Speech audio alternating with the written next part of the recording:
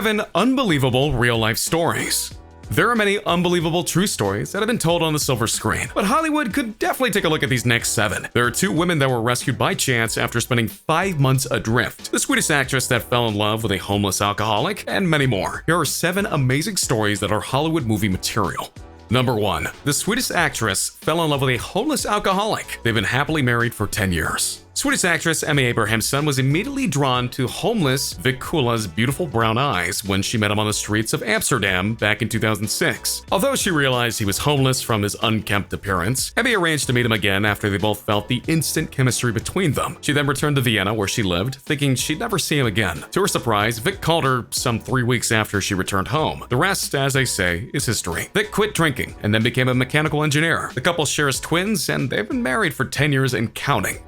Number 2. An elderly Spanish woman ruined a fresco of Jesus Christ and made her town rich in the process. Back in 2012, an elderly Spanish lady by the name of Cecilia Jimenez decided to restore, or more like ruin, a famous fresco of Jesus Christ called Ecce Homo. She managed to make Jesus' face wholly unrecognizable, and the world erupted in laughter as a result. Professional art restorers have tried and failed miserably at sorting out the mess that she made. And with that being said, her work has attracted a lot of attention and tourism to the Spanish town where she lives. People are even standing in line and paying to see Ecce Homo. They even buy Ecce Homo souvenirs. Part of the proceedings go to support the local retirement home, as well as to Cecilia herself. She has a son that suffers from cerebral palsy. What's even more remarkable is that much of the town's 5,000 strong population lives on the earnings from the tourism generated by its painting and its restorer.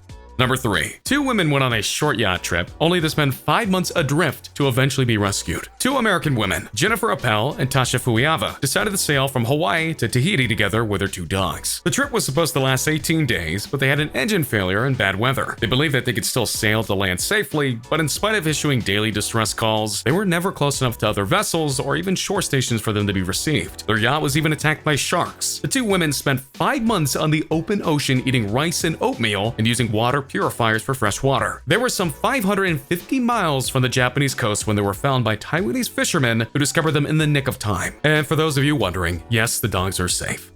Number 4. An American woman adopted a physically impaired girl who went on to become a famous athlete. Oksana was abandoned at a Ukrainian orphanage when her parents decided that they didn't want to raise a daughter with different leg lengths, webbed fingers, no thumbs, and 6 toes on each foot. She spent the first 2 years of her life there subjugated to beatings and often didn't have enough food to eat. After seeing a photo of Oksana, Gay Masters, a speech and language pathologist at the University of Louisiana, couldn't get her off her mind. She spent the next 2 years trying to adopt her. When Oksana finally arrived in the United States, both of her legs were amputated, and her adopted mother pushed her to try different sports. The result? Oksana won the bronze medal at the London 2012 Paralympics, and then won silver and bronze at the 2014 Games in Sochi, Russia, winning silver and bronze medals in cross-country skiing. She also cycles and is dating a man from the US Paralympic national team.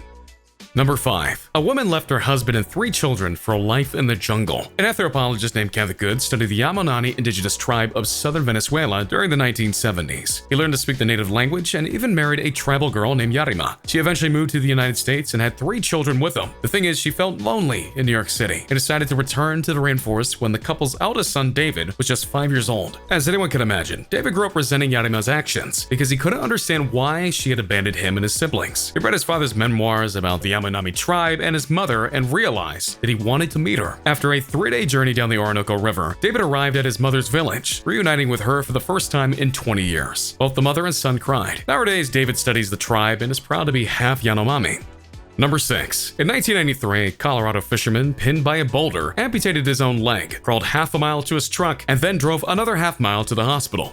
On October 6, 1993, fisherman William Jaracki started his day at a remote lake near St. Mary's Glacier. The lake was small and bordered by steep ridges. Jaracki was scrambling up a boulder field when a large rock fell and landed on his leg and pinned him. He tried to set himself free, but neither the boulder nor his leg would budge an inch. Temperatures in that region were already below freezing. Jaracki was wearing a long-sleeved shirt, fishing vest, and long pants, but had no coat. He knew that if he stayed overnight, then he would probably die. After a lot of struggle, Jaracki decided to escape by cutting off his own leg, pulling out a pocket knife and a small rope. He used the rope to create a tourniquet and then used his pocket knife to carve off his right leg below the kneecap. After freeing himself from the boulder, he then crawled towards his truck, which was a half-mile away. Then he drove for another half-mile towards Twin Lake to get some help. There were paramedics ready to treat him before he was transferred by helicopter to a Denver hospital. At the University Hospital in Denver, Jaracki underwent almost 2 hours of surgery, mostly to clean the wound. Searchers afterward found the leg, which was then also helicoptered to the hospital within a half hour, but the leg was not reattached as it was too late.